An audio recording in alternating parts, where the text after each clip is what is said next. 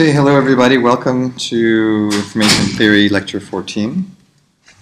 Everybody. So I guess you are in for well, I don't know if this is a should be considered a treat or a treasure or a trial. Because today we're going to start going through the proof of Shannon's second theorem, and I think it's very possible that today's lecture will be the most difficult of all of the lectures, or the most technically challenging, which was another reason why I asked everybody to try to read through the slides. And maybe some of you had read through the slides, or maybe you started reading through them and said, oh my God, I don't understand a word of this, and so are not here. And are just going to listen to this on YouTube. But our goal today is to really go through the channel capacity proof, or at least to start going through it. Or maybe, and if we're lucky, we'll get through at least the first half. And see how it goes. This material is all in the book. I mean, so you have multiple ways of getting access to it, including Chapter 7. And you also have the Kai's book, and of course there are, at this point, numerous web resources you can look at. There's homework 5, which is due. Have people started it? Hopefully. Oh, the other thing I wanted to say I didn't announce is that so please do register for IT2 next quarter. Actually, it's currently in the process of being moved. It was scheduled for Tuesday and Thursday, and I've asked that it be moved to Monday and Wednesday. And I think you were registered for it. Were you registered for it? No, you weren't. Okay, somebody was registered for it, but it's being moved to Monday, Wednesday. So that doesn't have as many conflicts as Tuesdays and Thursdays. Okay, so we've been talking about a number of channels. Actually, this looks like we. I think, you know what? I think I'm missing my review slides. So this is not so good. But let me do this. So I do have I must not have done the review slides. So rather than going back and going through this whole thing, what I'm going to do is just go back to this set of slides, and just go through some ones and to find some review. And of course, this crashes when I go through the things too quickly. It crashes the application, so maybe I can't do this. So this is all right. This is a technical problem here. Let's try it this way. Is this going to work? Okay, so we talked about communication. I had all this planned out. It's too bad. Talked about mutual information. We talked about the capacity, the information capacity. And the information capacity was defined just as the result of an optimization problem. We didn't really define it in terms of a form of communication. But the fact that it's called capacity and information capacity should suggest that it's actually going to be related to communication. And we talked about the entropy issue, and then we also talked about the communication issue, that the capacity is ultimately, this information capacity, this value, the goal of today is to sort of show that you have this effect on the communication. That basically, as long as you're communicating at a rate that is less than the capacity, then as long as your block length, which we need to define, but as long as your block length is big enough, your error rate is going to go down. And in fact, your error is going to go down exponentially in the size of the block length. But if you try to communicate at a rate higher than this sort of critical point, then you will have, there's no chance of communicating without error. And we talked about a number of different channels. One channel that we spoke about quite a bit was the noisy typewriter. Maybe I should pause. What should I do? Should I pause and then take a short break? This is not working. I wanted to go through the review. I had a very specific set of slides. So let me pause the Camtasia video, and we'll start up and again in 1 minute. Okay, so this is the right lecture notes now. So on YouTube, you won't see a delay at all. So let's go to the review. So again, one other announcement. So office hours are going to be Thursdays, which is today. So let's do some review. So remember, here's our model of communication. So we have some source. This is a source message. So the source message is basically represented by an integer w, which can take m possible values, and so log m number of bits required to represent that. And then there's an encoder, which is here. And what we do is we represent the source message using n channel input symbols, which are usually going to be binary. So it's going to be n bits. And so that basically means that each time, for each channel input symbol that we want to send through the channel, we use the channel 1 time. So that means that we use the channel n times. And n corresponds to our block length. Okay. And then there's noise. What happens is that the input message, which is represented by a vector of length x, gets corrupted by some noise. And so now we have a vector of length y, which, usually it's basically y bits. So we have y output channel output symbols, or n channel output symbols represented by the alphabet y, and the symbol set x and y might be the same. So in other words, typically this and this will be the same, but it doesn't have to be. But usually, like script x and script y are just 0, 1, so they're just binary. And then we have a decoder, which basically decodes the message and comes back with some estimate of w, which w hat, which is hopefully, if there are no error, it hopefully has the same value as what we sent. So now here's what we were talking about before. We compute the channel, which computes C, which is we're calling the information capacity. The information capacity of the channel. And this is measured in bits per channel use right now. It's the result of an optimization problem. So it's this optimization problem here. And we also have this notion of a rate. We're going to define this more formally in a little while, but the rate is going to be something that's measured in the number of bits per channel use that we send. How many bits do we get through the channel? And we'll define that formally. And here's the thing that we're ultimately going to show. It's going to take today's lecture and then beginning of Tuesday's lecture to prove, to do these plots. And what we're going to do is at the middle of Tuesday's lecture, we're going to come back and we're going to look at these plots and we'll say, oh, I see what's going on. So when we're bigger than C, when we're trying to communicate at a rate bigger than C, we won't be able to with boundedly small error. But if we try to communicate at a rate less than C, it'll be easy. Or we can have boundedly small error. Unboundedly small, I should say. We can make the error as small as we want by making the block length big. So this is something I said last time a little bit, and I think it's really important because, like I said also last time, I don't think the book makes this particularly clear, but right now all we know is that C is the result of this optimization problem. Right? So C is just defined in this way. We haven't yet shown that C is sort of this critical point. And so what we did last time is we computed C a number of times for a number of different channels. That doesn't mean that we can code using that resulting distribution that achieved that given C. Doing a coding is different than just computing the optimum probability distribution which maximizes it. But what this does and what we need to show, and we need to spend a lot of time doing this, is we need to show that C is this critical point. So we don't know that yet, or we haven't proven that yet. C is just a value. So when I say not yet. But the other thing to remember again is that C is measured in units of bits per channel. So here's a key idea. We have source messages, and so the idea is represented by this figure. Every dot on the left egg corresponds to a sequence of n channel input symbols. And every dot on the right corresponds to a sequence of n channel output symbols. And the idea here is that if we were to send, say, this channel input symbol, then there would be a good chance that we could receive any one of these sequences of channel output symbols. And if we were to send, say, this channel input symbol here, I can't really see that, let's do a different color.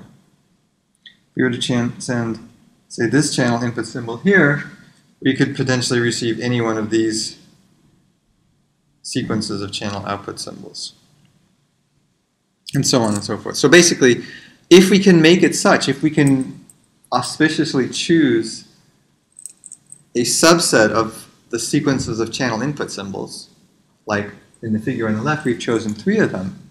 And if we can choose a subset of sequences of channel input symbols such that their corresponding spreads on the outside, on the output side, on the right, have either no or negligible overlap, or vanishingly small probability of overlap as the block length gets bigger. So if we can do that, then we can communicate. Now, at the same time, we've reduced our rate, but we haven't reduced it down to 0. So I will say this in many different ways today's lecture. This will be redundant. So that means if you're finding me being redundant, then you're understanding what I'm saying, because I think this is really the critical intuition. Okay. So here's one example. Our first example of doing that was the noisy typewriter. So, like for each one of these channel input symbols, we didn't send all of these guys. We're sending only a subset of them. Right? We're only sending the odd ones. We're only sending A, C, and E, and so on and so forth. And then B and D and E are no longer accessible. Right? So they're not basically any longer available to us to send. And as a result, we have on the output side this sort of spread of possible things. So this is the spread for A if we send A. So AB is the spread for A, CD is the spread for D, and EF is the spread for E. Okay, so so I wanted to have these pictures back to back. Do you see the commonality between this sort of general abstract idea and this noisy typewriter already? Because the noisy typewriter is a great example because it's a relatively simple channel, but it already has the same property. But we want to do this more generally for any channel. And the channel is like a BSC, a binary symmetric channel. That's not obvious. Binary symmetric channel is here, and what we did do is we computed the capacities.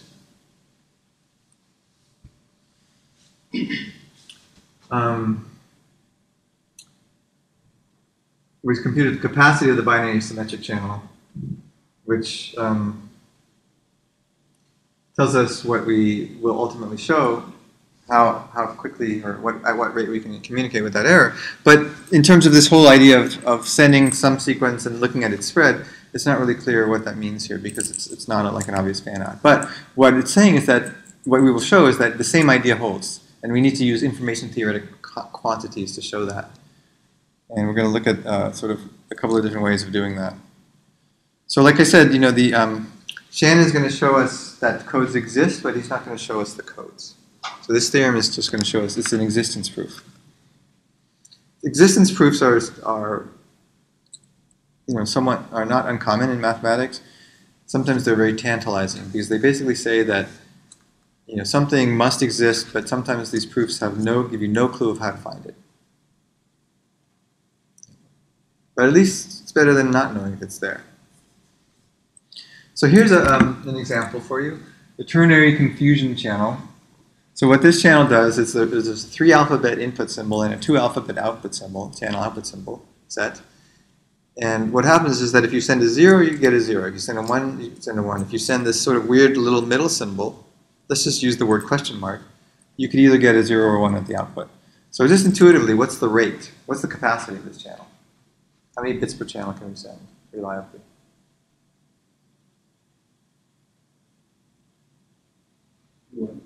Yeah, 1, right? And the reason why is because that question mark is useless. Right? I mean, if we send that, we have no idea what we're getting. The probability of getting it, I should have said this, it's 1/2 of getting a 0. When we send question mark, we're going to get a 0 or 1 with probability of 1/2. So how about just throwing it away? So if we just throw away that whole middle section, we just say let's not bother with that middle section, then what we're going to do is get back the original perfect binary communications channel. So therefore the capacity is 1. Okay, so let's start looking at a couple of other properties of channels, and also it's going to be a lot of definitions and proofs of today's lecture. So I'll try to make this clear. I'll try to make it a lot clearer than the book, because it's really important to, if you want to understand information theory, try to at least understand some of this proof technique. So why do we call it a binary symmetric channel? Well, it's symmetric in the case when it's a binary symmetric channel, but in general, symmetric channels have the property that you have this channel transmission matrix, and you have the properties that the rows of the channel transmission matrix are permutations of each other, and the columns are also permutations of each other as well. And then you have what's called a weakly symmetric channel. If every row of the matrix is a permutation of every other row. So what does that mean? So that means, like, remember, so for the columns correspond to, just to make sure this is clear, columns correspond to x, and the rows correspond to p of y given x. Right, so this is indexed, the columns are indexed by y, the rows are indexed by x. So if every row is a permutation to each other, what does that mean with regard to the entropy of y given x? It means it's the same, right? Because it's the same set of probabilities, because the rows are permutations of each other.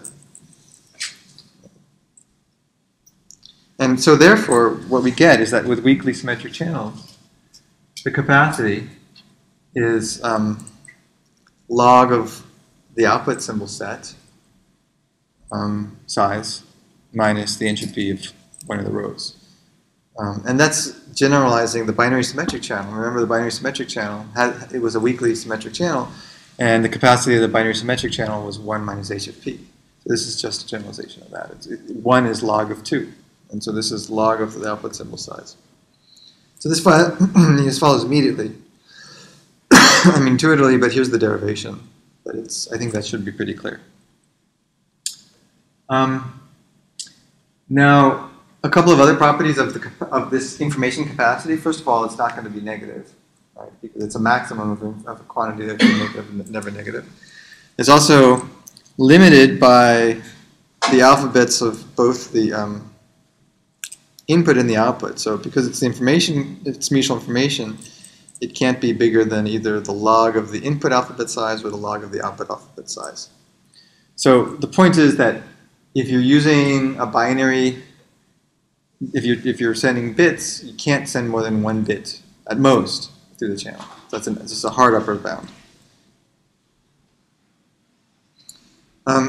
It's a continuous function, so you're thinking of this as it's a continuous function of p of x. So therefore, we can actually optimize it potentially. We can take derivatives with respect to it. And moreover, we know that it's convex or concave. So, and in particular, this is important because when we want to compute something like the information capacity, it's a concave maximization problem, which is a convex optimization problem. Here's what we mean again by it being concave. So this is just thinking of this as a function of p. And then when we take a mixture, if it's a concave, the mutual information in the case of the mixture is going to be greater than or equal to the mixture of the mutual informations. So the mutual information in the case of the mixture is greater than or equal to the mixture of the mutual informations.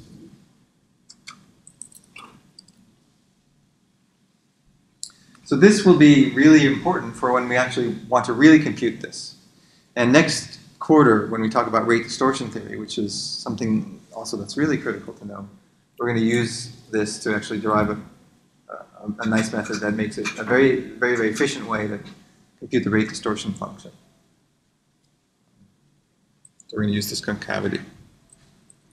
The other thing to note and to recall is that it's a convex function of the channel for a given p of x, but we're not using that immediately since we don't really have control over the channel. We're sort of given, you've got to use the channel that you're given. There's no chance to adjust the channel. So Shannon's second theorem, I mean, it's one of the most important theorems of the last century, I think. Now, you think that if there's one of the most important theorems in the last century, the entire campus would be in this room listening to it, but it's not as hot as like Instagram and Snapshot and all these other internet startups. But the thing is, without this theorem, none of those internet startups would exist. So we are, with all of this internet stuff and social media and social this and that and big data and all this stuff, we're sort of resting on the shoulders of this theorem.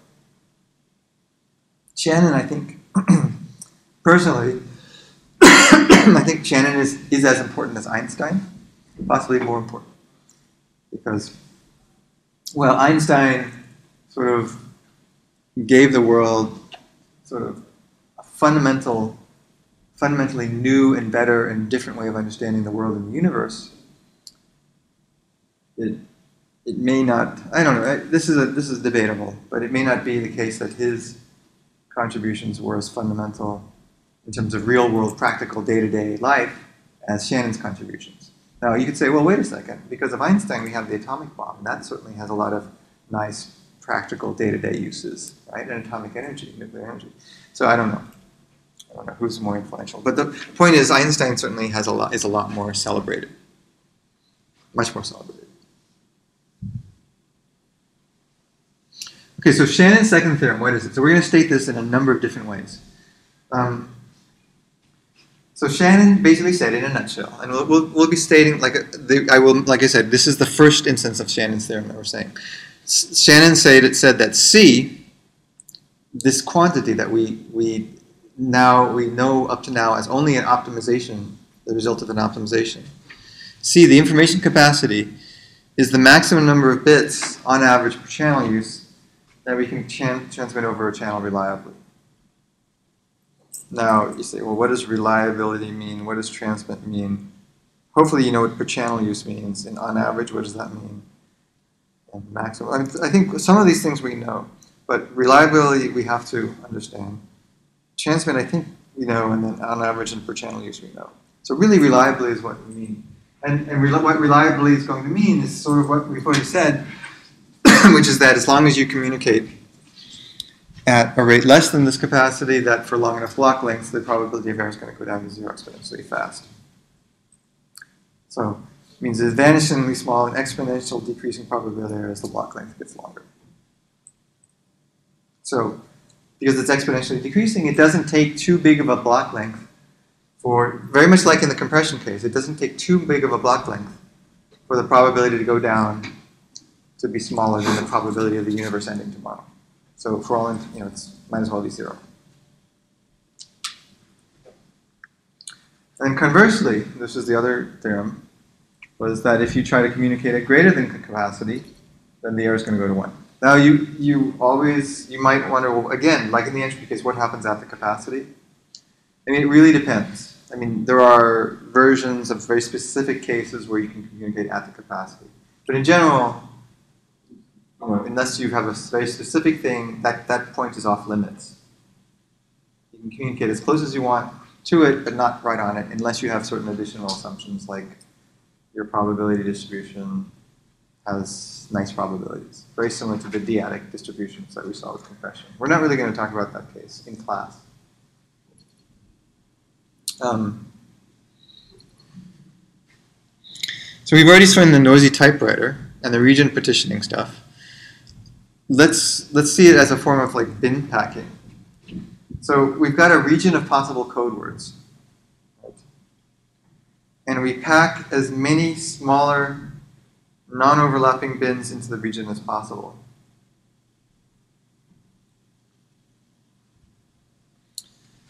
And so it's kind of like saying you have a big thing about, you've got a big urn and you put balls in the urn. Right? So you put as many balls in the urn as possible. And every ball so the urn corresponds to all possible channel output sequences. And a ball corresponds to the variation in channel output sequence that could come about from sending one particular channel input sequence.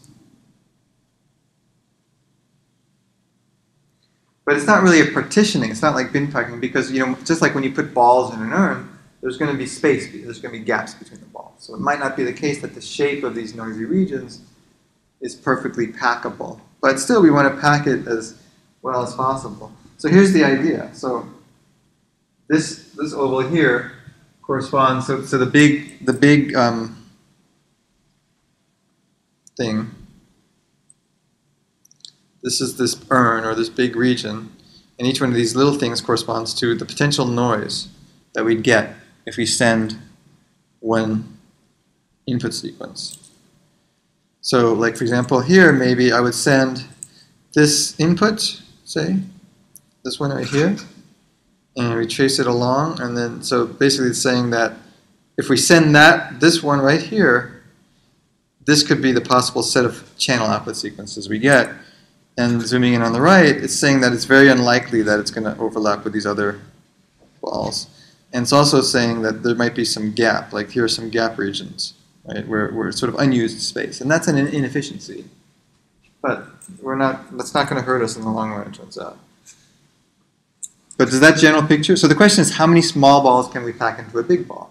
Well, it depends on how big the big ball is and how big the small ball is. And if we knew the volumes of these things, we would just divide the volumes, right? We'd divide the volume of the big one, divide the divided of the small one. And that would say that that would give us, if we could perfectly pack things in, that would give us the number of small balls we can pack in. Now, what's also going to be interesting is about these gaps. So block length is going to turn out to be the thing that makes the gaps smaller and smaller. So we'll be able to more and more perfectly pack balls into bins. In some sense, like the dimensionality of the space increases. But maybe we can actually then do this. Now, how do we actually prove it? We're going to use a typicality-like argument. So now 2 to the nh is going to be kind of like our representation of volume. It's, h is the number of bits in the information source x, right? nh is the number of bits of using n input symbols. And then 2 to the n is the total number of messages. And when we start talking about continuous entropy, then you'll see how that actually, 2 to the n continuous entropy is exactly a volume. But it's sort of like, think of it for a volume. And this also corresponds to the number of typical sequences using the typical set theory we spoke about in chapter 3. Excuse me. So that was a big sneeze. So each, so we have, I was sneezed when we talk about typical set theory. So each one of these typical sequences are going to have a probability, 2 to the negative nh, and they're going to have all of the probabilities. So this is all the stuff we talked about.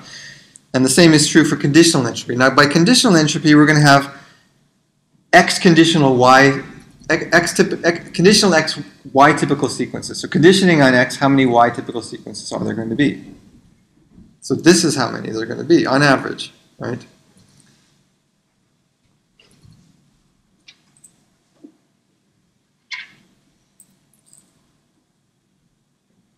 So there are also, moreover, 2 to the nh of y typical y sequences, and the number of typical y sequences is going to be bigger than or equal to the number of typical y condition on x sequences. Right. So the goal then is sort of to sort of find this non-confusable set. So we've got this many typical output sequences. It's sort of like the marginally, this is sort of some terminology you could think of it as, like the marginally typical y sequences. You have 2 to the n h given y, x conditionally typical y sequences. And this is also sort of a term that you might consider using, x conditionally typical y sequences, because you're conditioning on x and it's typical y.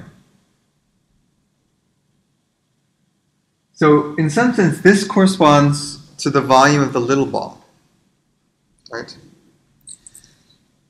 This corresponds to the volume of the big ball.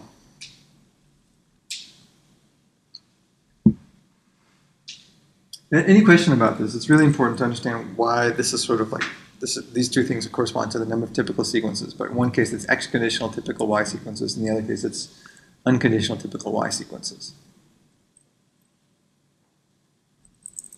Okay, if there are no questions, I'm going to assume that there are no questions. So then if we divide the volume of the big ball by the volume of the small ball, we get 2 to the negative nh y minus h given y, but that happens to be 2 to the negative n mutual information.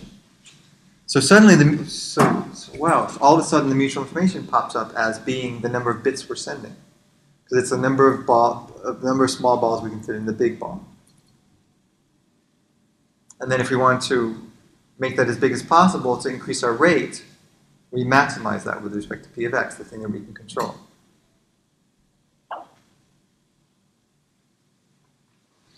Now this corresponds, of course, to the case when there's no overlap. So there's two things that we're assuming that, you know, if we're putting balls in an urn, the balls, unless they're ghost balls, they don't overlap. They don't occupy the same space. Second thing we're assuming is that in this particular analysis is that there are no gaps, because we're just assuming that we're just dividing the volumes. So this would allow fractional volumes. It doesn't allow, it allows for deformable. It just basically says the number of small volumes you can fit into a large volume is this. And this will be true, however, when the block length gets big. So I think I already said this. We can view this as a volume. This is a volume, and this is a volume, and so we're just dividing the volumes in this way. So here's another picture that describes it. So this big ball, big egg, whatever you want to call it, this has volume 2 to the negative nh, and the small ball, each of these small balls has volume 2 to the n y given x. The first one, I think I said negative n. This is 2 to the nh. In case I said negative, I can't remember. And we divide the large one by the small one, we get the mutual information. All right, so any questions on the intuition? So hopefully the intuition is at least clear. Yes? How about a thumbs up for, you don't have to say anything, just give me a thumbs up and say, yes, I understand. Excellent, everybody gave a thumbs up. And how about for the YouTube listening audience? For you YouTube listeners, can you please show me a thumbs up from whatever time and place you happen to be in? Oh, good. They all communicated to me that they are thumbing up right now. So this then becomes the number of non-confusable inputs. This puts a bound on how many channel input sequences we can send. We can't send all typical X1s, we can only send this many. And then in order to maximize the number of them, we would want to find the maximum value of the mutual information over the thing that we can vary, and that's P of X. Right? And that's where when we get that the mutual information under that maximum P of X is equal to C, capacity.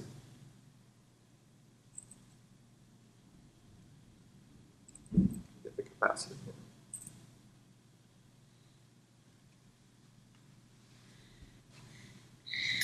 Okay, so here's again our model. I think we don't need to go over this again too slowly, but we've got W, which is one of the messages.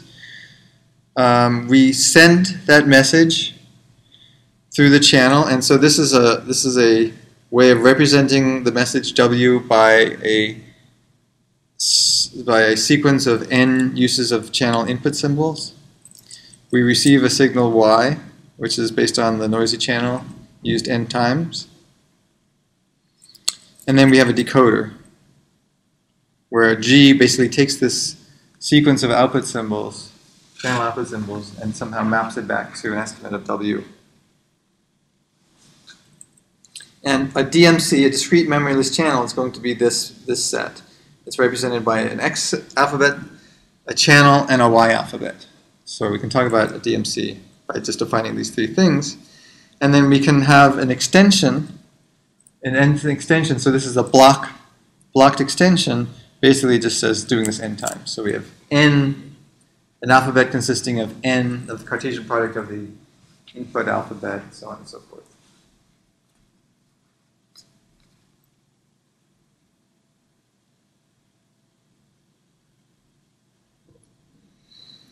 There is this notion of feedback, and feedback exists if it's possible for X to use previous inputs and outputs. We're going to analyze feedback, but it's going to turn out that it makes it a little bit trickier to analyze, but it actually ends up not helping the rate. So feedback would mean, for example, we could compute the probability of X given all previous X's and Y's, and no feedback means that we don't get to use the Y's. Okay, so here's the definition of a code, because what we're going to be talking about is a sequence of codes. Okay, this is an MN code. So these are the parameters of the code, M and N. And the MN code corresponds to a channel. And an MN code basically is an index set. So this is our input message. It's an encoding function. And so what it does is it takes one of the messages and it maps it to a sequence of channel input symbols, which you can think of for the most part as bits, but we're not requiring them to be bits. So channel input symbols.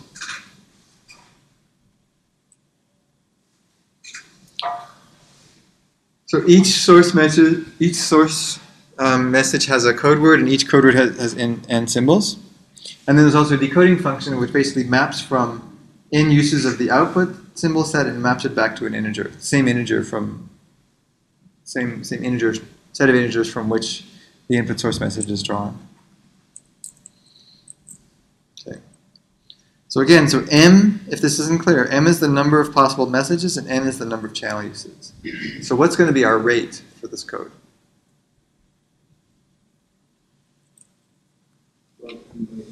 Log M over N, that's right. We need, how many bits do we want to send? Well, in order to send one of M messages, we need log M bits. That's the number of bits we want to send. And how many channel uses do we get? N. So the number of bits per channel use is log M by N. I have that written somewhere, but maybe I should have it here.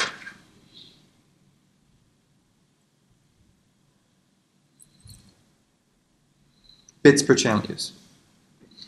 There are a couple of different notions of error we're going to define. The first is lambda I.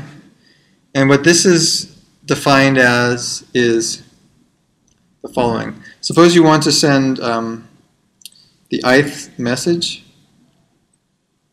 here.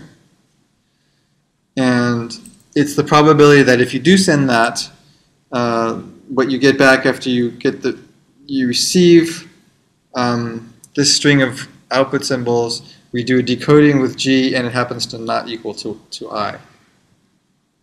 Okay. So that's the probability of error. There's a number of different ways of writing it. We can write it by summing over all possible output guys. And it's if we've sent this and received this, and it's an indicator of the decoder not equaling I.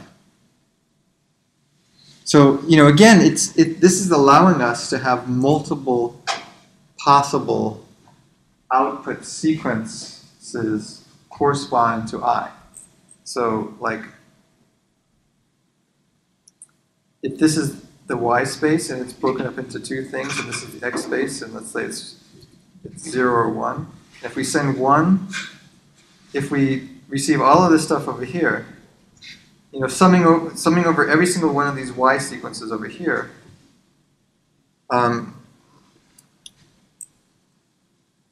would not result in an error because the decoder would map anything in that region, in this region here, to a 1. And similarly, the decoder would map anything in this region to a 2 or to a 0 if the 0 is sent over to here. So this definition of error allows that. Okay. First notion of error, it's specific to I. The second notion of error is just taking the maximum. Now what we want to do, and this is an important one, because what we want to do is we want to show that the maximum probability of error goes down to 0 exponentially fast. So this is the thing that we want to bound. Okay. Now there's a third quantity of error, which is the average probability of error. And what this is doing is just averaging all of these guys, all these lambda i's. So that, remember, there's the lambda I, probably a particular message being an error. There's lambda n, which is the maximum, and then there's this guy, PEN, which is the average probability of error under the uniform distribution. And you can either write it in this way, or just taking the average on the uniform distribution over I. This means that the source message set is in the uniform distribution. Or we can just write it in this way. It's the probability of this random variable not equaling g of yn.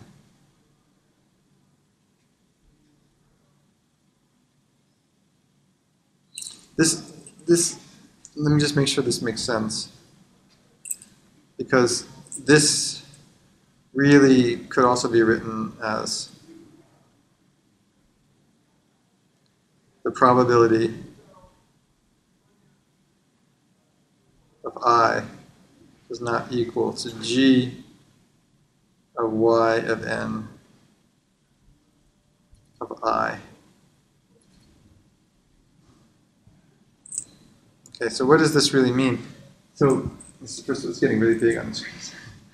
Wow. Okay, so here, I is a random variable, which is the same, and Y is a random function of a random variable. So we've got, it's a doubly random thing. Y then, it's a function of the random index that we chose, and then of course the random distribution over Y, given that we've got N.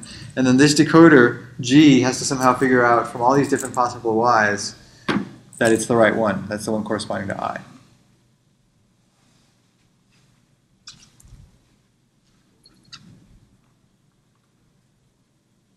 Does that make sense?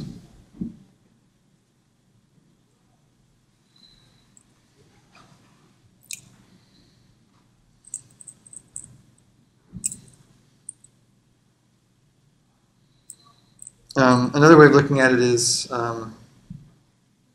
this way, where we just take the expected value of the indicator, which is basically, you know, this. So, in order to think, again, probability of the end message is uniform. And that last guy is just using the definition of lambda I from the previous page. Okay, any questions on probability of error? Now, what we're going to do, and this was a key trick in his theorem that we're going to show, is that Shannon, turns out that coming up with a bound on the maximum probability area is very hard. And I don't know enough of the details of if he tried to do that at the beginning, but basically he ended up not putting a bound on the maximum probability of error. He put a bound on the average probability of error, which is this. And then he showed that if there's a bound on the average probability of error, that also must put a bound on the maximum probability of error.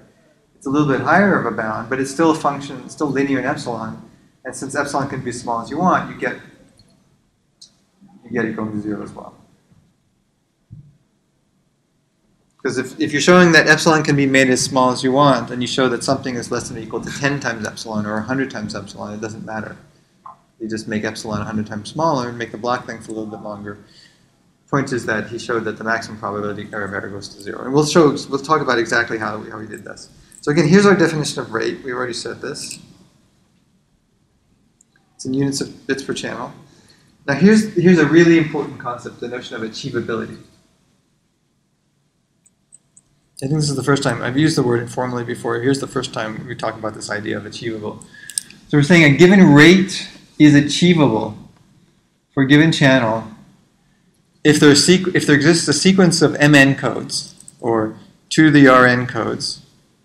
You know, it's taking the seal. So this is 2 to the nr is the total number of messages we can send, right? For that rate. So if there exists a sequence of 2 to the nr, seal 2 to the nrn codes that have maximum probability of error going to 0 as the block length increases. So a rate being achievable means there exists a set of codes. A non-achievable rate means that there doesn't exist a sequence of code.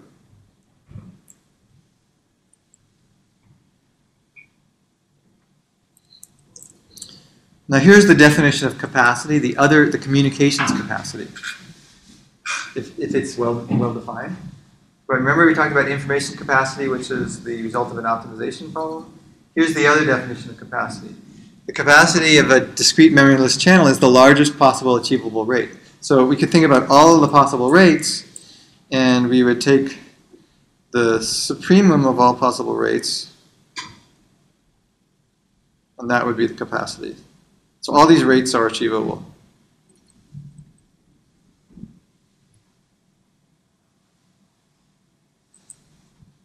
It's not a very good picture, but it's supposed to show that you take the supremum. So it's important to realize, again, this is not the same, not necessarily, at least, you know, again, without proving the theorem, it's not necessarily the same capacity as we talked about before. Before we had an optimization capacity, now we have a supremum of rates that are achievable. And what we want to do is show that these two things are identical. that the information capacity, which is here, this is the information capacity, we want to show that that's equal to this DMC capacity.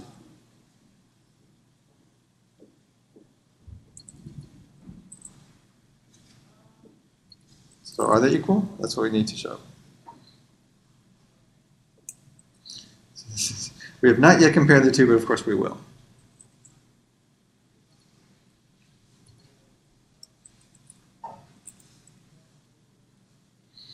Okay, now before we do that, we need to define this notion of joint typicality.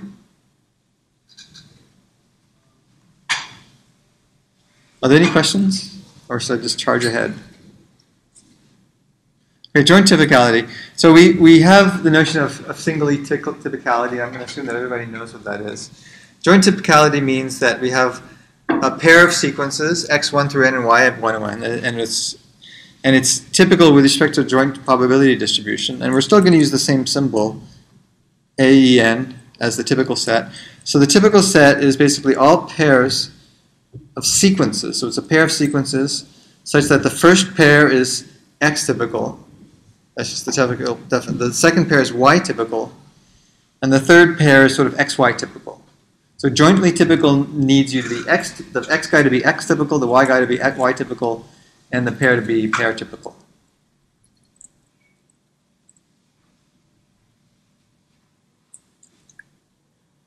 And we're basically we're assuming things are it's an independent use of the channel. So the product distribution is the independence assumption.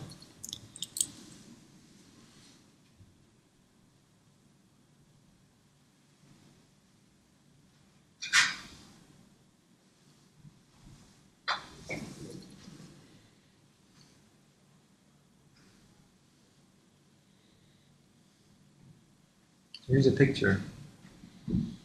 So just to give you an idea, so let's say that this axis corresponds to all y sequences.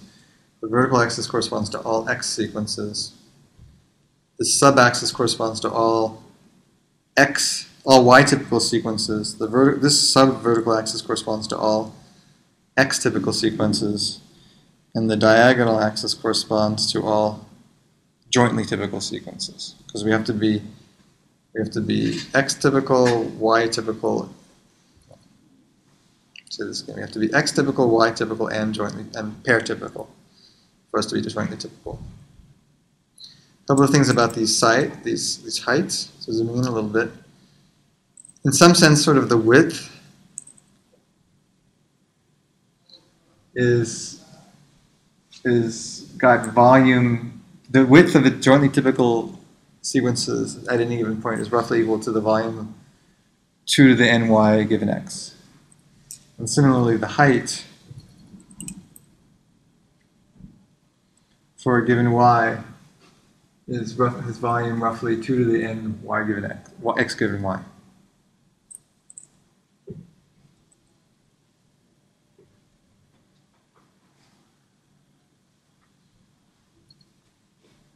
And then stuff out here might be not x typical, this might be not y typical, this might be not pair typical. Okay, so it's not everything, but it's some subset of sequences.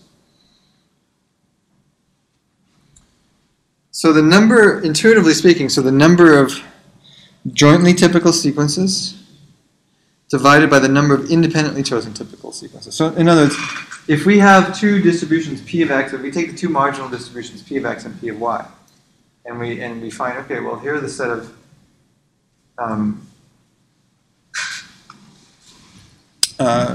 x typical sequences instead of y typical sequences, just based on the marginal x distribution and the marginal y distribution. And then we look at the xy distribution, and then we compare their volumes. So here's the volume of the xy, and here's the volume of the product of the pairs. That's also going to equal the mutual information, 2 to the negative n mutual information. In other words, that set, the number of independently, of things that are both independently typical, marginally independently typical, and jointly typical, the probability of that happening is going to decrease exponentially fast, as long as the mutual information is greater than 0. So again, I think a good way of thinking about it is in terms of volume. We take the ratio of volume, the volume of the jointly typical set divided by the product of the volumes of the two independently typical sets is going to go to 0 exponentially fast. So as a result of that, it's going to be very, very unlikely. This is going to lead us to sort of the idea of jointly typical set decoding. If we receive a y, we decode as an x that's jointly typical with that y. And the probability that happens by chance is going to go to 0 exponentially fast. As long as we don't try to pack too many bits in. This is the means of information. Packing too many bits in means that it's not going to go to 0 exponentially fast, meaning that this value here is not going to be negative, as you will see. So that's what I just said. If we independently at random choose two singly typical sequences for x and y, then the chance that they will be xy jointly typical decreases exponentially. And so to make this as unlikely as possible, let's maximize the mutual information and put in place the capacity.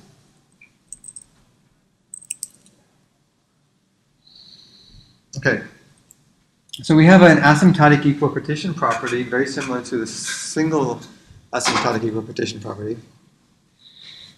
And it says, actually, maybe what we should do, let's take a short break. Okay, because I think maybe I should pause for questions. As I know this is a very quiet class, but I always still want to offer you the opportunity to ask a question. So any questions? Okay, so let's take a short break.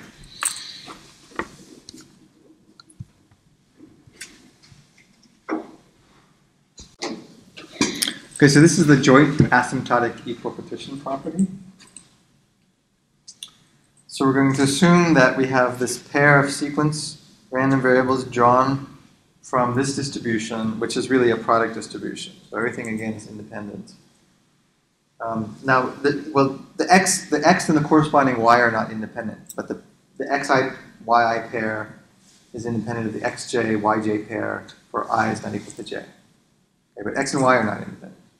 Make sure that that's clear in general. So first of all, the probability of being in this typical set, based on that definition that we gave for jointly typical, is going to go to 1. It's going to have all the probability as black length it's big. 2, the size is going to be about 2 to the nh, where n in this case, h is the joint entropy.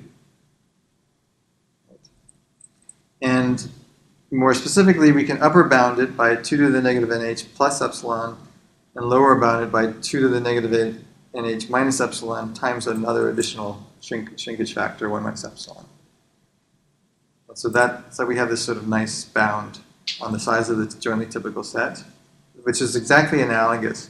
So far that's not surprising, nothing's new. Here's the result that's a little bit different. It's saying, suppose we've got two, and I'm going to zoom in on this to make sure this is clear.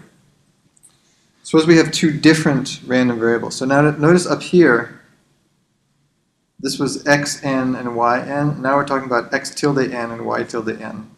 And these guys are drawn according to the product of the marginal distribution. So we're taking this distribution here, marginalizing it over p of x, and then p of y, multiplying it together, getting this product of the marginal distribution. And that's the distribution that's drawn. That's creating this.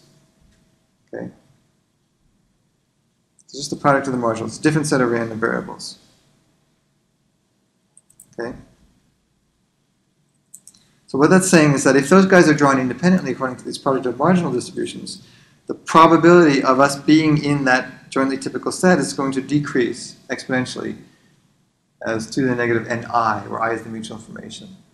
And that's what we talked about before, because there what we're going to do is divide the volume of the joint typical, which was the joint entropy, divided by the product of the volume of the two singleton entropies, which was h of xy minus h of x minus h of y, which is the mutual information. And then in this particular case, there's a little bit of epsilon takes up.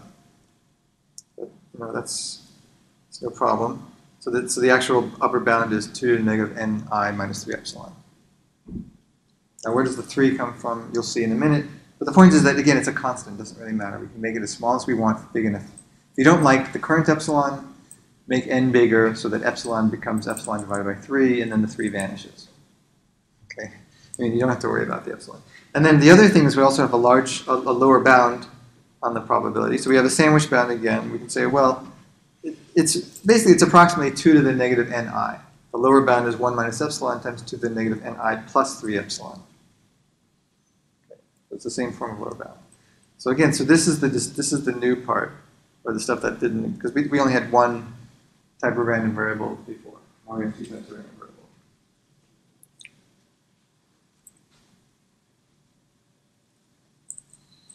So the key point in what we're going to be using is that the bound on the probability of independently drawn sequences being jointly typical dies off exponentially fast when the mutual information is greater than 0. Because once the mutual information is greater than 0, we can make epsilon as small as we want, and we can make 3 epsilon as small as we want. So this whole quantity here is always going to be greater than 0 as well.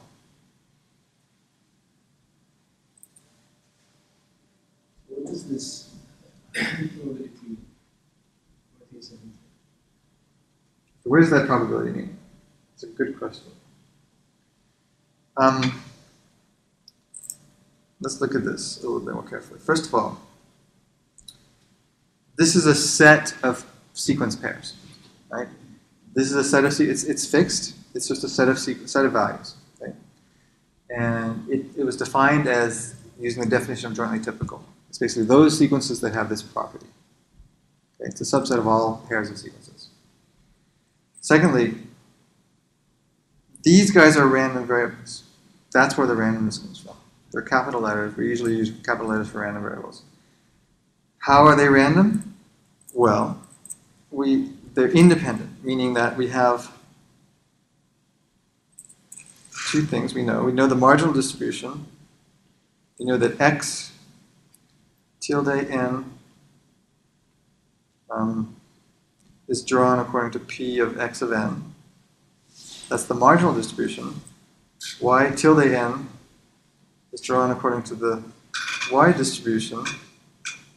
And moreover, x tilde n is independent of y tilde n. So those are 2 unlike what we did, unlike what's the case up here. See here, so this case here, those are not independent because we said that is equal to this distribution, but we're not. But this is the joint over x and y. So the xy pairs are not independent, whereas down here, the xy pairs are independent. In fact, the whole sequences, all of the sequences are independent, which means all of the constituent parts are independent. So we've got the definition of this jointly typical set. And we're asking, what's the probability of these 2 sequences that are drawn independently? Where one sequence is drawn independently from the other sequence. What's the probability of them being jointly typical? And what we're saying is that that probability dies down exponentially fast. And the value is the mutual information.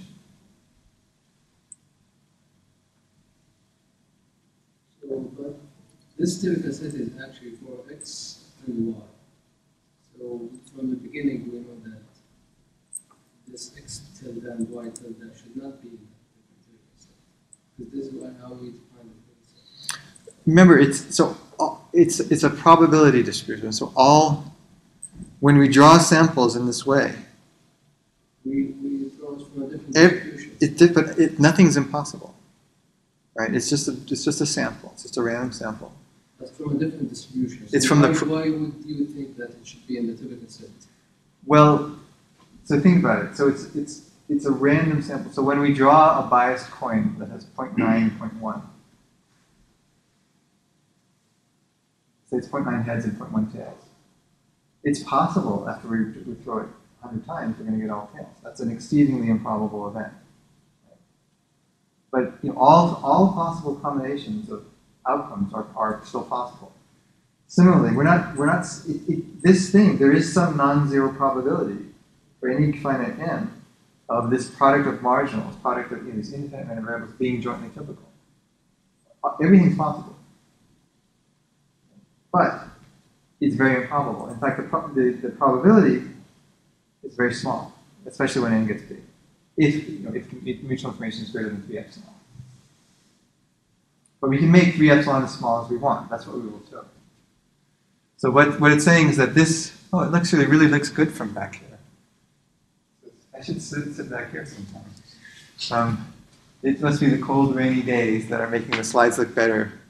But anyway, that thing being, we're not saying that it's in the typical set. It could very well be in the typical set, but it's going to be an exceedingly improbable event. Because we're doing it, and what we want to do, like our whole game of this, is we want to show that probability of error is an exceedingly improbable event if the block length is big enough and if the rate is smaller than the capacity. What if we start with independent x and y's? So if we start with what? Independent x and y's. You mean to define the typical set with independent x and y's? Yeah. Well, then we wouldn't get this result. Because remember, the typical set, so we go back to the definition. I'll try to do this in a way that doesn't crash the app. I really have to contact those guys. The typical set says that it's defined both by being x-typical and y-typical and xy-typical, and this is critical because you can see that it's using the joint distribution. Okay. This doesn't exclude if you have a joint that's equal to the product. If x and y were independent, you wouldn't be able to communicate, right? So that's basically saying the input to the channel and the output channel are independent. The capacity in that case becomes 0. So that basically means that if it's independent, then the mutual information is 0. You maximize over p of x. So if something that's 0, you're going to get 0. So the capacity is going to be 0. So it doesn't make sense to assume that x and y are independent. Yeah, I was just trying to relate it to this typical set. Right, but I'm saying there's no channel in your right mind which you assume. Well, I should say, like, remember the binary symmetric channel when p is 0.5? Yeah. In that case, they become independent, and the capacity goes 0. The mutual information is 0, essentially, for all values of p of x. And so when you optimize over p of x, the capacity is 0. So the point is that it doesn't. We know that we can't communicate it. Like if I give you a radio tower and I say, well, no matter what you send, you're going to get some random bits that are completely independent, physically independent of what you send. There's no way you can communicate. All information is lost. Because there's nothing about what you received can you use to lower the entropy of the source. So you can't use the channel multiple times. You can never ever lower the entropy of the source. Even if there's a slight bit of dependence, if you use the channel long enough times, you can lower the entropy enough as long as the source guy sends it, repeatedly. So there has to be dependence between source and receiver. So that's a fundamental assumption, which is that this guy down here is not, this joint is not independent.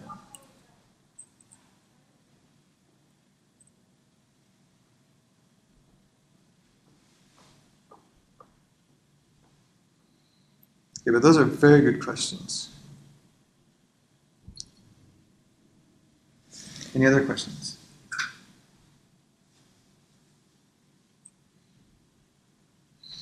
Okay, so let's prove it.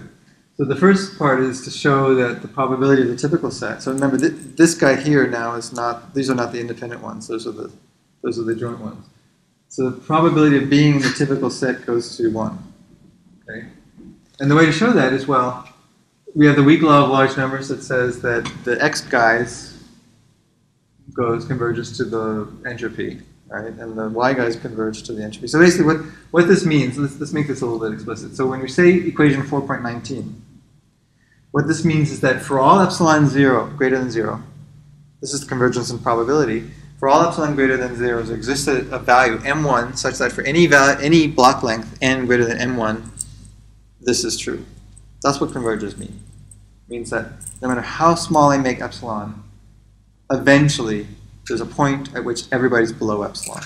In other words, where the deviation above epsilon, deviation from the average to the entropy being more than epsilon has probability very small.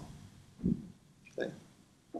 And I just said, remember, this is usually done in terms of epsilon and delta, but I can choose a delta as small as I want, and I just choose to choose delta as epsilon divided by 3. Similarly, I do the same thing with y. Oh, sorry, so let's call this guy, let's call this event here S1. So S1 is going to be the event that, the bad event, the event that I do deviate more than S1. Okay?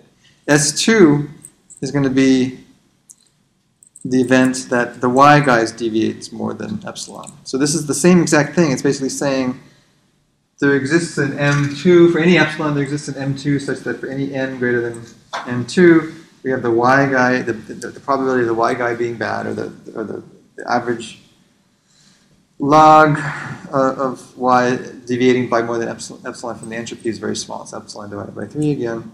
And then we also have the same thing with regard to the joint guys. So this is a value. It might not be the same one. M1 and M2 and M3 may not be the same, but that doesn't matter. We have these three events, S1 and S2 and S3, which are these violations of typicality. These things can violate. If any of them are true, then we violate typicality. So basically, let's take n greater than the maximum of all three. Right? We know that M1 and M2 and M3, for all epsilon greater than 0, M1 and M2 and M3 are finite. So the n is going to be finite. And so each one of them has, so an error would occur if any one of these events happen. And that's an event with probability S1 union S2 union S3. So the probability of S1 union S2 union S3 is less than or equal to 3 times epsilon over 3 by the union bound. It's the union of the probability of a union of events is equal to the sum of the probability of those events. That's the union bound. Less than or equal to the sum of the probability of events. Right? So the union bound basically says we sum up the epsilons and we get that the whole thing is equal to epsilon, or up rounded by the epsilon. So typicality has a probability less than epsilon. And so that means that typicality has a probability greater than 1 minus epsilon. Done. So it's just the weak law of large numbers again. Just applied 3 times over. A little bit of union bound. Anybody have any questions on that?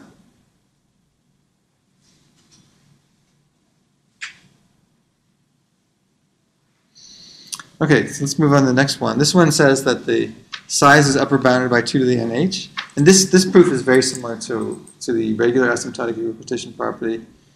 So we just start off with 1 and we sum over everybody, which is greater than or equal to summing over only the typical guys, which is equal to, now that we have a bound on the probability, we just take the size and it's 2 to the negative nh plus epsilon, and then so we get the result. And the lower bound is the same thing. I'm not going to go through it. The algebra is pretty clear. The point is that we have an upper bound and a lower bound, which is what we wanted to prove. I want to get to this other one, which is the more unique one to this particular case, which is now we're going to let x tilde n and y tilde n be independent. So they're drawn by the product distribution. Right? So this means that they're independent. They're random variables, but they're independent. So again, like we said, x tilde n is independent of y tilde n, which of course means that any of their parts, any of their elements are independent. So this is something that you should probably know. So if you have, this is just an aside, if you don't know this, so if A, let's say that A and B are independent of C, then that implies that A is independent of C and B is independent of C. Okay. And so that basically means like A and B is a length 2 vector, and C is like a length 1 vector, or C itself could be a whole vector. It doesn't matter. The whole point is that if you have an object which is composed of a bunch of parts, like a random object here and a random object there, if you can break this into 2 parts, then each one of those parts are still going to be independent of that thing it's independent of. Okay. So that means, for example, like x tilde n I is independent of y tilde n j for any ij. let me write that down just in case. X tilde ni is independent of y tilde nj for all ij. For all ij, even I equals to j. Okay, so then we have the following derivation. So when we want to compute the probability of those independent guys being typical, well, we sum over all of them, just like we did before, but now we have the probability of these independent ones. And so now we have the upper bound in terms of how big. Let's move this over here a little bit. This is the size of the typical set. This is the singly typical probability of x, and this is the singly typical probability of y. And that whole thing then just becomes equal to the negative ni minus 3 epsilon. And here's where the 3 epsilon, negative 3 epsilon comes from. Because we use epsilon once here, epsilon once there, and epsilon once there. So the 3 comes from using the 2 singleton entropies and the 1 joint entropy.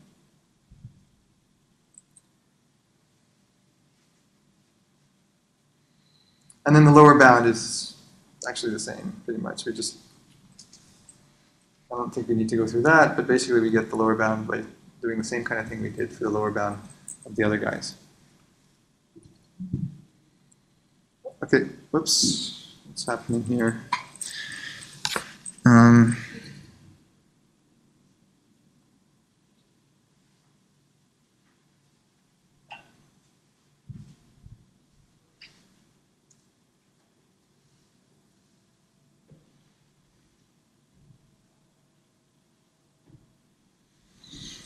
Asking for a password. Hold on a minute. Okay, we're back.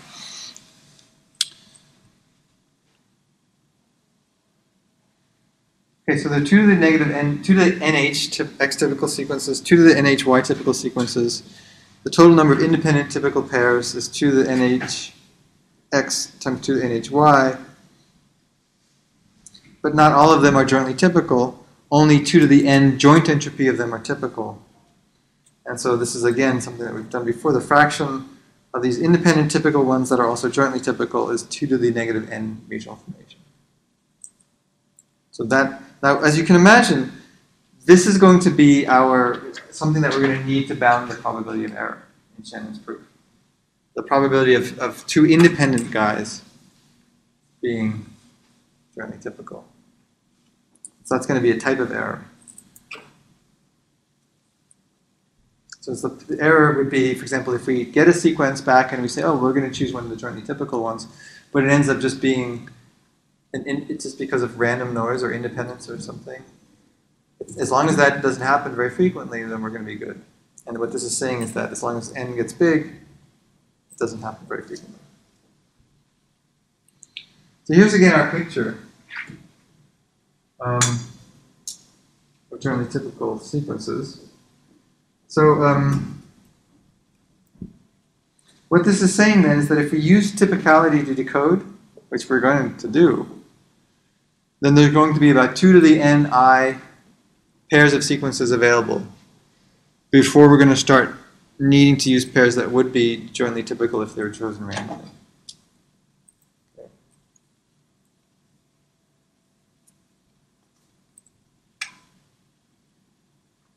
So the reason why this is, again, because if p of x is equal to 1 over m, then it takes about m samples before we get a particular x.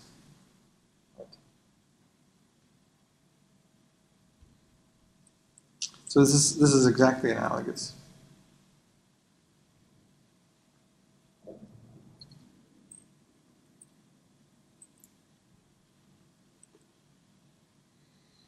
So we're going to use joint typical decoding. So this is how we're going to build a code. We're going to get a received code word y, and we're going to find an x that's jointly typical with it, using this definition of jointly typical. So x will occur jointly typically with y with probability 1, with large enough n. Okay, it doesn't matter which x we choose. There could be multiple x's that are jointly typical with y. It doesn't matter. Those x's that are jointly typical y correspond to that small ball.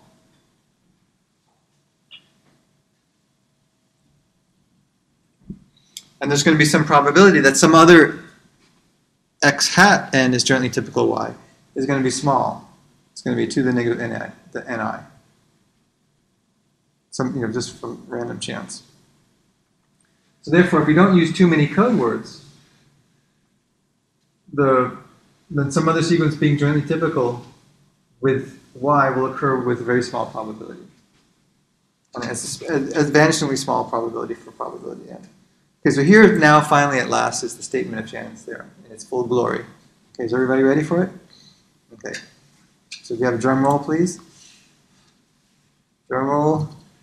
What Shannon said is that all rates below c, which is the information capacity, are achievable.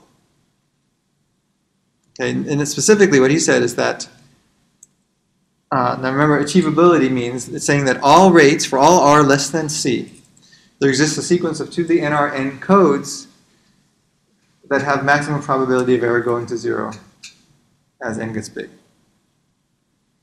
And then conversely, any sequence of to the nrn codes that have maximum probability of error going to 0 as n gets big must have the information capacity as the upper bound on the rate. So this is the connection between the computation, this thing, and communication, which is the achievability of a given rate. Meaning, achievability again means that there exists a sequence of codes with probability of error going to 0. So now we've connected the two concepts. Remember, before we said capacity is the extremum over all rates that were achievable. And what this theorem says is that that information capacity, this computation here, is that extremum. Because anything above that capacity must not have probability of 0. So this is an if and only if condition.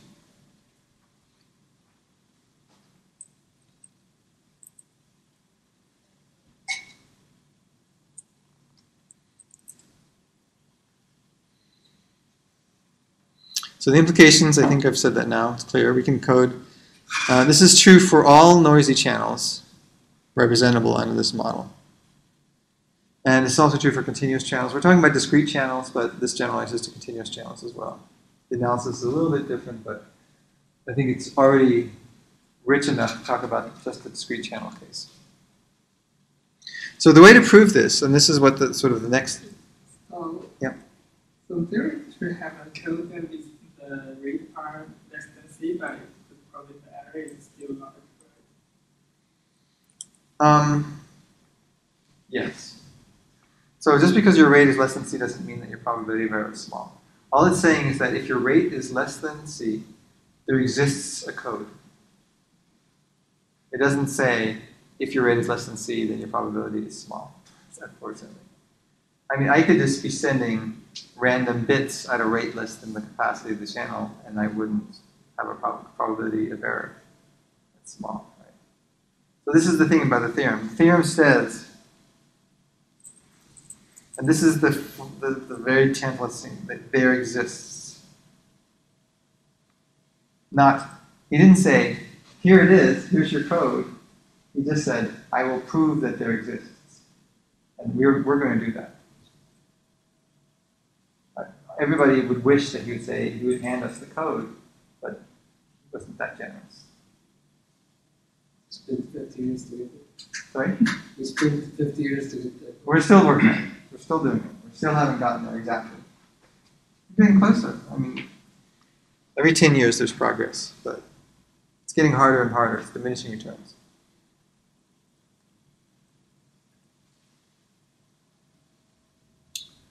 Okay, so where are we? Okay, so we're on this page. So how do we prove this? So then we could actually then look at the proof is actually really neat, because basically you're not going to look at a particular code and bound its errors, because that would be something that you would do if you were to sort of hand us the code. I could say, well, here's a code and look at its errors. Done. Right? That would be great, but that's not how we proved it.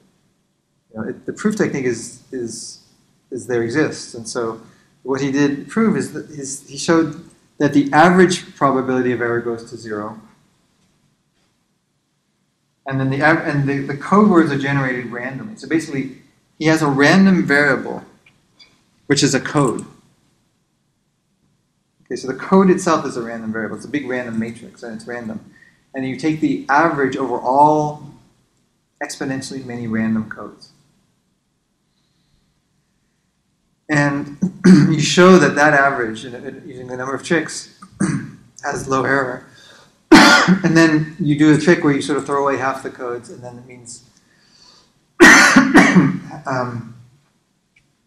that there must be one code whose maximum probability goes to 0 amongst this exponentially many set of codes.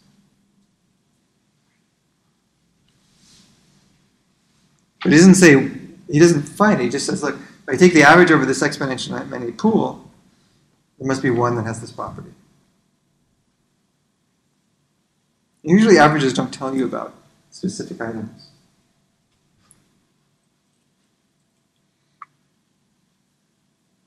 So so this is what happens. So we throw away the worst of the 50% of the codes, and that's going to give us sort of a mathematical trick that allows us to say that there must exist at least one code that has this particular property. So we've got a channel, and we want to come up with 2 to the nr n codes, which basically means we need an index set, an encoder, a decoder, and we need to show errors.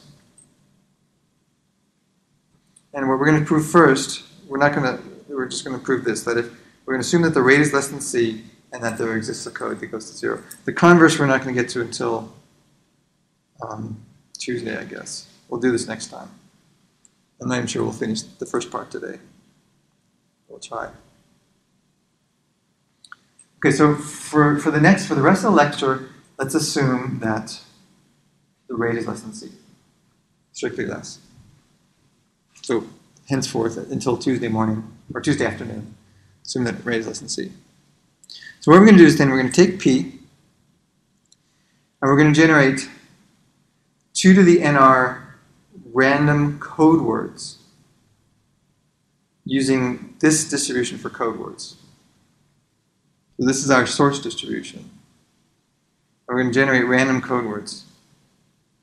And it doesn't matter what p of x is now. We're going to assume it's arbitrary for now. So any p of x you want, we're just going to generate random code words. And when we generate random code words, we're going to get a code. So remember, we're using the channel n times.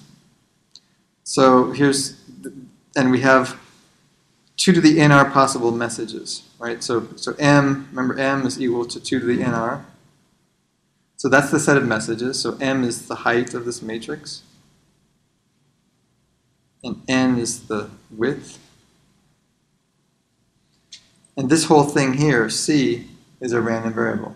So it's like this whole thing, this is just a random matrix. So every time we sample from this distribution, we get a code, which consists of a set of code words, which consists of the rows of the matrix. So the code book is random itself. It's a random code book. I should use the word code book, not code. You're right. So it's the random code book.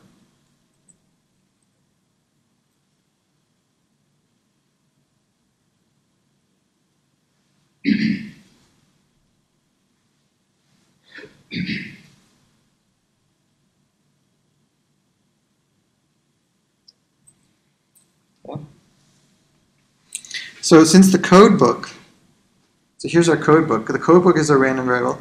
It makes sense to talk about the probability of a particular code book, right? Let's see. Here's a code book. What's its probability? Well, here it is. And it's a very simple distribution. We're just taking we're taking a product over all of these marginals over each channel source alphabet symbol of each code word. Okay. So it's a big, but that doesn't matter. It's still perfectly well defined, and it's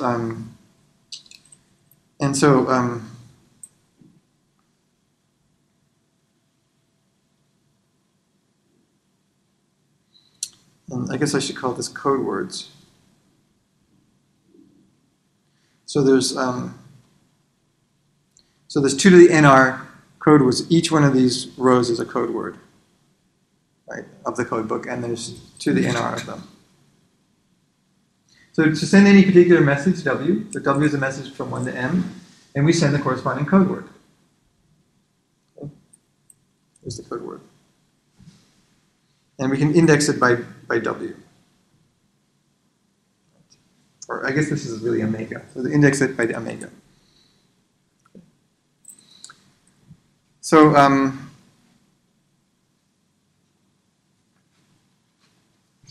we can compute the probabilities of a given code word in the following way.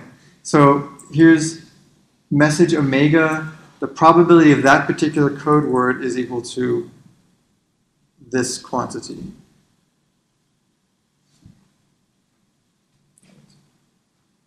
Because that's the same for any omega. That's the way that it's. I mean, it's not the probability of omega.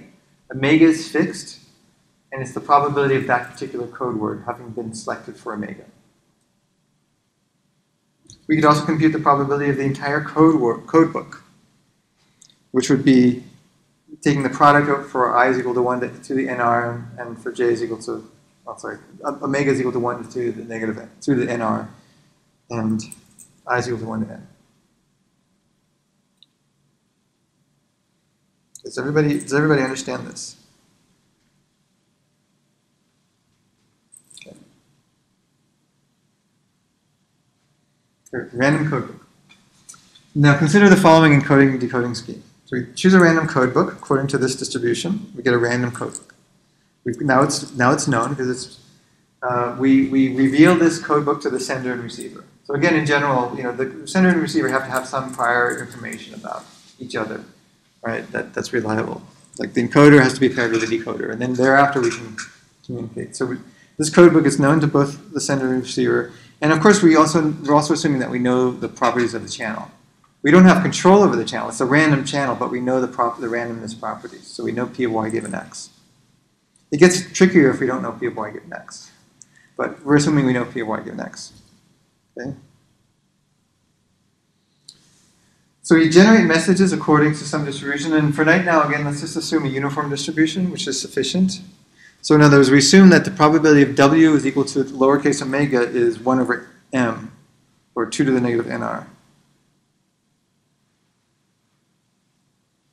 For any W. So every message is equal probable. Okay. So we choose, say, a message, and then when we choose a message, omega, we send its corresponding code word over the channel, and what we end up getting back with is this random variable y, which is distributed according to this conditional distribution. And it's a binary, it's a channel is memoryless, and so therefore we just take the product. Okay. Yeah. Why is the probability of W is like this? Should it be 1 over M? That's the same thing, right? Because M is equal to 2 to the NR. So this is equal to 1 over M. Because M is equal to 2 to the NR. It's just NR and M we're just treating them the same way. We're not dealing with this seal right now, because that doesn't, asymptotically, that's not going to matter.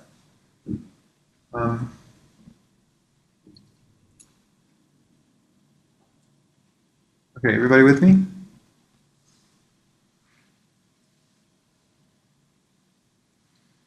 Okay, so how do we decode? We use typical set decoding. Now let's describe what typical set decoding is. So we receive this y. We receive this y string here, and how do we then decode?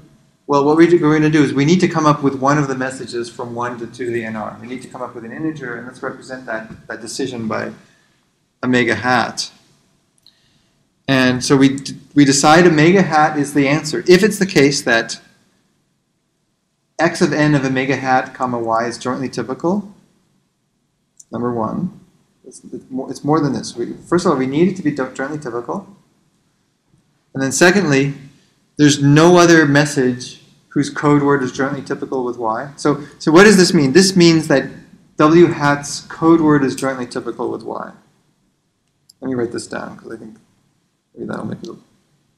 This says that W hat code word is jointly typical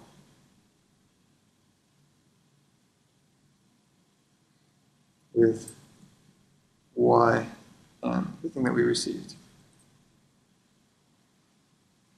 So note that that's the first part. And the second thing is we can't have that any other K, there can't be any other index or any other message whose code word is jointly typical with Y. So this sort of says this.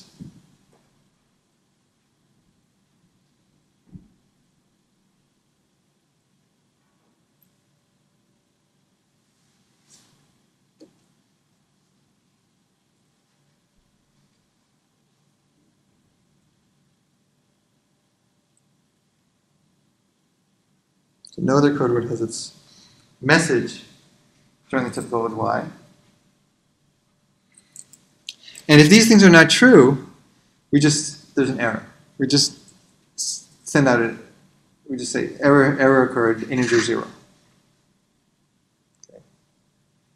So we don't do anything fancy when there's an error. We just abort. In fact, there are three types of errors that might occur. Three reasons why there might be an error that happens. Some that we know about, some that we don't know about. So on the one hand, case A is when indeed there exists an index K that's not equal to omega hat whose code word is jointly typical with Y. Okay, so there's more than one code word that's jointly typical with Y. Or there's more than one code word. So in that case, we don't know, because that means that it could be either this message or that message. There's no way of discerning between the two, or distinguishing between the two. That's going to be an error. Secondly, is that we find that we got that of all of the X's, of all of the code words, none of them are jointly typical. So we find the gaps. Well, in this case, let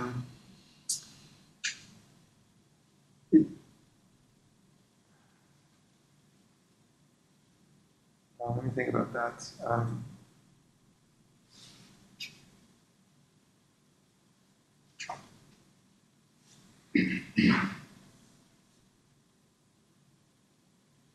So the gaps come about because we're in Y space, right? And we have these sort of variants, these small balls, which are all the possible things that could correspond to a code word here. And for each one of these small balls, we want to find somebody who's jointly typical, which is going to be one of the X's. And what it's saying is that we get a Y that is not jointly typical. So I think that's right. I think that one way that could happen is if we received a Y that's in the gap. That's one way. And I think there might be another way.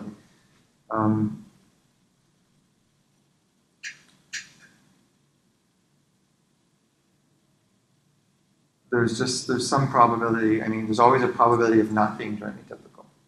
That probability is going to go very, very small, but we could actually lie not in a gap, and we just got unlucky, extraordinarily unlucky for big block length. But in any event, this is an error, right? It's because it's basically saying we're searching all of these different W, or maybe the block length isn't long enough. That's also a possibility. Because remember, if the block length is 3, and jointly typical doesn't mean much. These things become very powerful for longer block lengths. But in any event, what we do is we search through all of the code words, and we don't find one that's jointly typical with the Y that we've got. And what do? Nothing. And we say, well, that's none of the code words that we know about are jointly typical. There's nothing we can do. We have no idea what message was sent. Now, a third error is one that, so the first two ones are things that we know about. Like if we search all of them and we find 2 of them that are jointly typical, we can detect that. We can signal that there's an error. The second one is when we don't find any of them. The first one is we find 2 or more of them. The second error is when we don't find any of them that are jointly typical. The third one is when it's just wrong. We can't detect this error.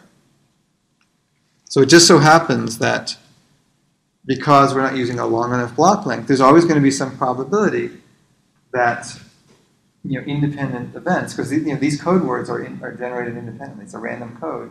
It's possible that it's just the wrong one is jointly typical. It's not an impossibility. And what we need to do is bound the error of all of these things, the detectable errors and the indetectable errors. So the case 3 would be the case that we would decode the wrong thing. Okay? And we would never know. So we're going to be doing typical set decoding. So maximum likelihood decoding is optimal, but typical set decoding, this is the typical set decoding method. That's sufficient to prove our bounds, which is this rate thing. So there's 3 quality measures. You know what? So there's no way we're going to finish this theorem. But I feel like we're really getting into it now. This is. I feel like you guys are understanding. At least, what should we do? 2 more minutes. Well, it's up to you guys. I mean, I have to go to office hours for this class. So somebody, no, I'm joking. Do you want to do 10 more minutes? Raise your hand if you want to do 10 more minutes. I'd be happy to do it. Okay. Okay, let's do 10 more minutes. Is anyone going to leave? Peer pressure. Okay, so there's a number of different types of errors. There's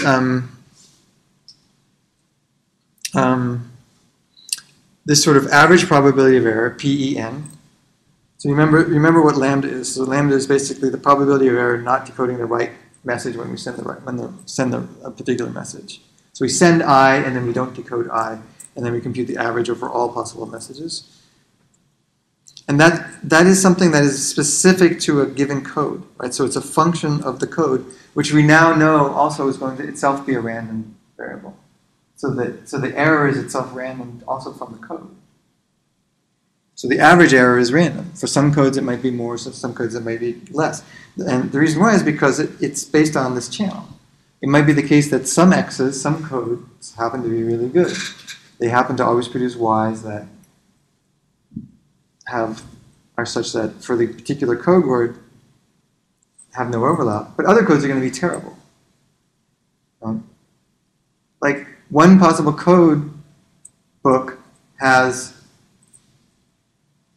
let's say that these are binary, like the X's are binary. One code book would have all zeros. So every code would be all zeros. Is that a good code book? No, I mean obviously that's a bad one. Right? So everything's all zeros. There's no way to communicate. So there's going to be some really bad ones and some mediocre ones. But the point is that this error itself is a random function of that code. So something that's easier to analyze than this, and this is really interesting. So this is in some sense a random variable where the randomness comes from C. This is really cool. You'll like this, I think. This is a random variable.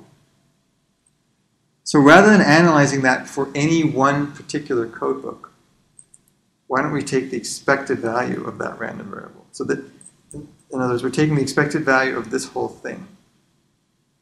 The expected value of that whole thing, and that's equal to this.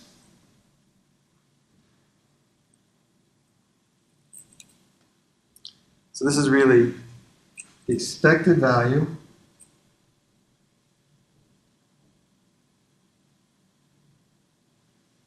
of P, E, and C. If he was listening.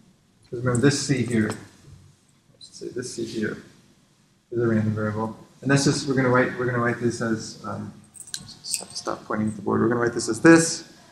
And another way of writing it is as, we take the probability of the code and condition on the code the probability that W is not equal to W hat, where W is our random message, and then we can write it in this way.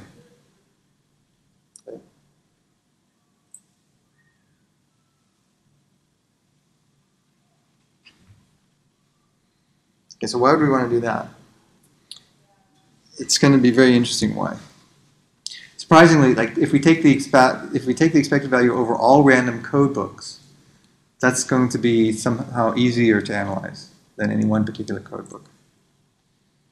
Okay, so here are the three types of error messages. So we have this max error of the code. This is really what we want. So we want to basically say we want to have that we want to show that there exists a code whose maximum probability of error dies down to 0 as long as r is less than c. So there has to exist a code book for that.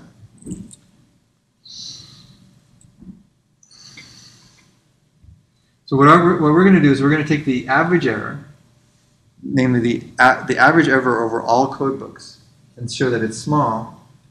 And then from that, we're going to deduce that there's at least one code within this enormous, huge number that has maximum probability of error that's small. But we're not going to be able to find it. We're just going to be able to show that there has to be at least one of them.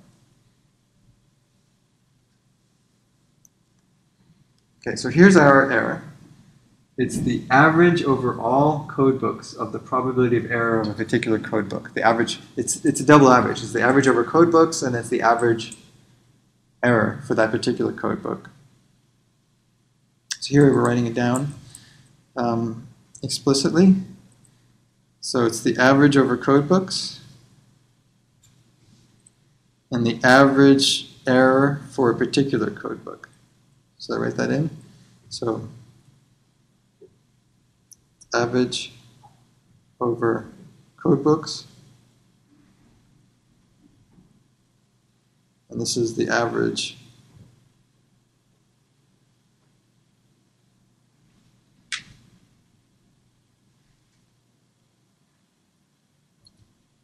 of a particular code book.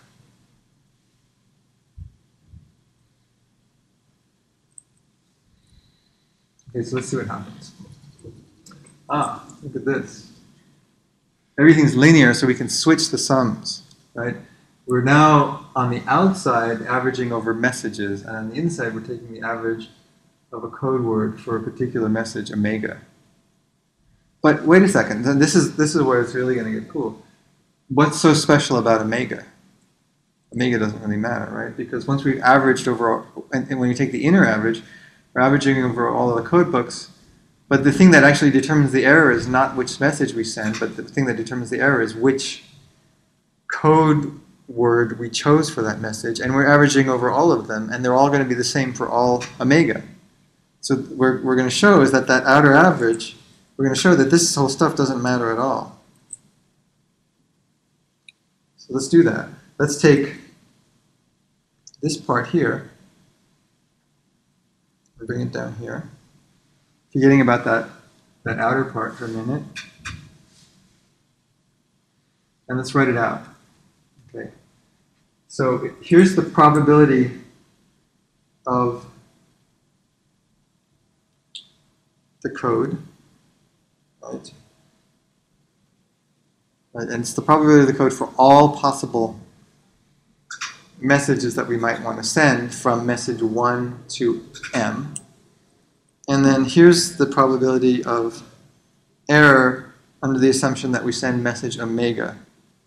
And then what we're doing is we're summing over all code books. But this probability over here, the probability over code books, this is this big product thing, right? It's just the product of the probability of the ith code word. And this other stuff here, we're going to use, for this bottom part down here, we're going to use a very, very important technical term that everybody should remember called stuff.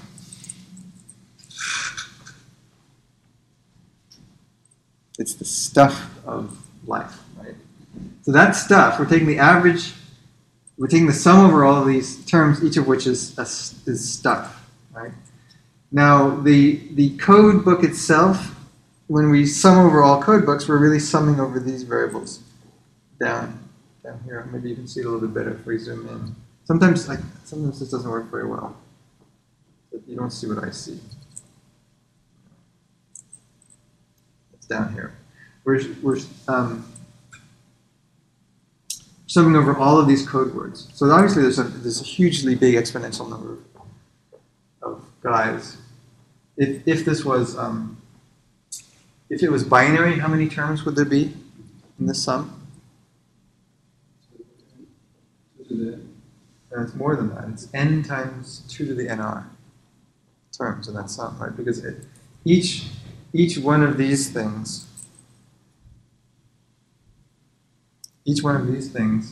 is length n, right? And so each one of those is n bits, and there's 2 to the n of those, 2 to the nr of those n bit strings. So it's n times 2 to the nr bits.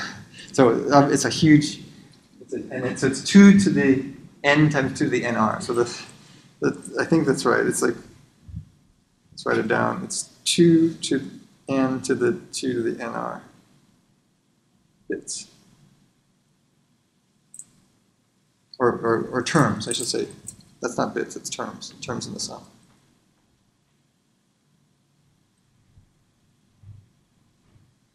So big sum, right? But that's okay. You can always write big sums, and as long as you don't have to implement it, right? Okay, so now let's go back to this part over here. We're just expanding this out again. And so we've got this, and here what we're going to do is take the product over everybody except for omega and put the omega one over here, right? Because everything separates out. And so here we're summing over these 2 to the n times 2 to the nr terms. Here's the probability. This and this together is the probability. And then this part in the middle is the probability of error for a particular message, which again, we're not writing that sum. We have that outer sum, which we're still not writing yet. All we did, if this isn't clear, we just took this part in the previous equation. It all lived inside of here. But now what we're doing is just bringing one of them over to here. Okay? And so that's going to be we can write this as the product for I not equal to W. We're taking the omega one. Product for I not equal to W. The W one is going to be over here. And the denominator, this whole thing is going to equal 1. Because this isn't part of all of these terms in the sum. Omega is out of the picture. But all of the stuff involving omega is here. All of this is just basically summing a big giant joint distribution with 2 to the nr minus 1 random variables. So this whole thing is equal to 1. So what we get is that whole thing, all of the sums are gone except for this one corresponding to omega.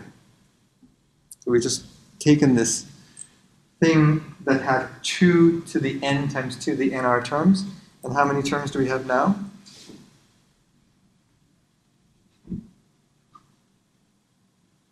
Well, it's only one message, right? And it has a bit string of length n. So it's only going to be 2 to the n terms.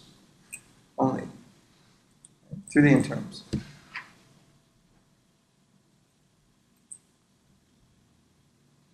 But when you think about it, it's irrespective of omega, right? Because it's, we choose omega here. This is hard to do this. I want to point it out. We choose omega there. And we're summing over all xn of omega, but this is summing over all bit strings of length n. It doesn't matter what omega is, right? So we sum over all bit strings of length n here. We take the probability of that bit string, and then we say, okay, if we send that bit string in the channel, what's the chance that we get back the same message? Right, so every bit string is having its turn as being the code word for omega. And so therefore, we might as well just say, well, this is going to be the same quantity regardless of what omega is, right? So why don't we just sort of say, well, let's just plug in 1 rather than omega. So we completely eliminate omega from the equation since it's the same. So now omega is gone. And we can write this whole thing in this way, where we're using lambda 1 of c. Okay, so now here's where, and let's just call this guy beta. And beta is just some value. So now what we're going to do is that clear what's going on? I mean, here's sort of this is taking more than 10 minutes. Do you want to keep going? Or should we stop? Or do you want to use office hours for this? You guys want to go? What do you guys do? Raise your hand if you want me to keep going. I'm willing to keep going. I can stand on my feet and talk until I collapse. So don't be bashful. Maybe we should stop. Okay, let's stop. So please, on Tuesday we're gonna finish this proof and then do the converse, okay? And then talk a little bit more about some other things. So I think that maybe this was fun, maybe for some of you. I don't know. Hopefully. But anyway, I'll see you on Tuesday. Don't forget about your homework due tonight. If you got any questions, I'll go back to my office and turn on Canvas so you can come by and ask questions. Okay, talk to you soon.